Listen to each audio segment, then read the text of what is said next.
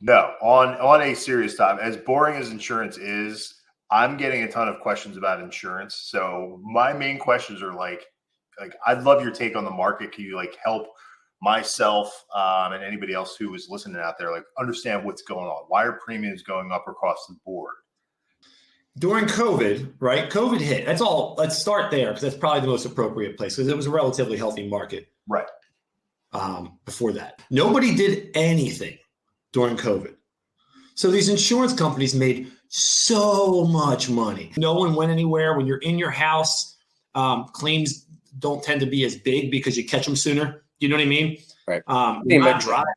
So like that made them a ridiculous amount of money. And then following the years, and then they got aggressive on growth, right? So that like they had all this money and they're like, now it's time to really floor it.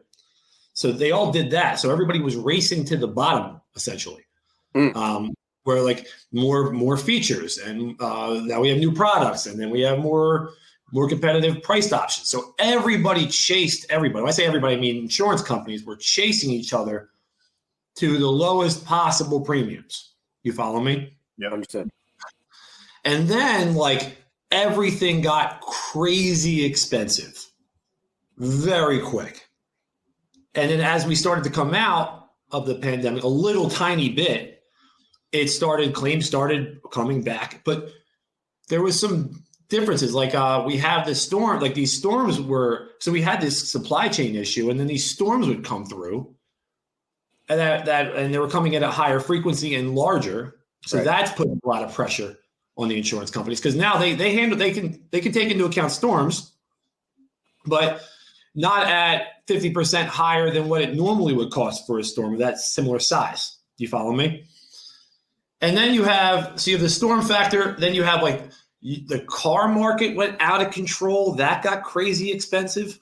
So like, and then that threw it off. And then people started driving more recklessly. I think that's more of like a social dilemma where like we saw every accident was now like catastrophic. And then also, they also made a lot of money. And then the states, when you ask for rate increases, you have to ask for regulatory permission. You know what I mean? And the states are going off the data they have, and that played a factor on giving you the green light to raise rates.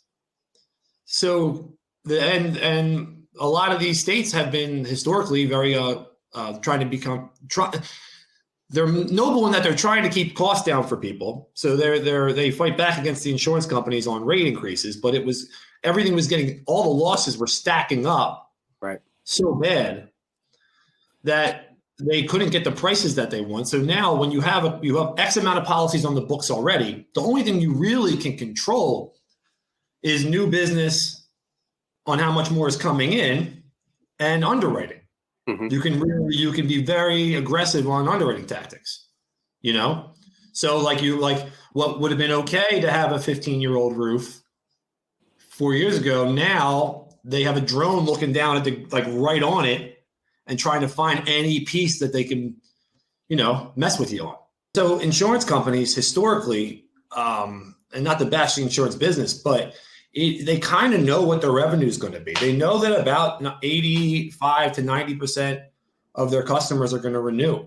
I mean, that will kind of make you soft. Do you know what I mean? Like over time, it's an industry that doesn't need to move fast. And then you have that baked in, and then you have the regulatory environment where that's a slow process as well. Mm-hmm. So even when you know what needs to be done, it moves slow just to get there. You know what I mean? Which is why we're kind of in this position now. I always say I'd rather have, and this is for the consumer, I'd rather have a little bit higher prices and access to markets than companies not getting the price they want from the states. And so they just say, we're going to be jerks on underwriting, or we're not going to offer products at all. There's nothing scarier. I mean, like, no one cares about insurance until you can't get it. Yeah. It's very alarming. So it has to hit. I think we're turning the corner. A couple of companies came back into my office being salesy again. So they're coming in being a little bit more positive. They look to be where they're getting to a place where they're profitable again. And that's good.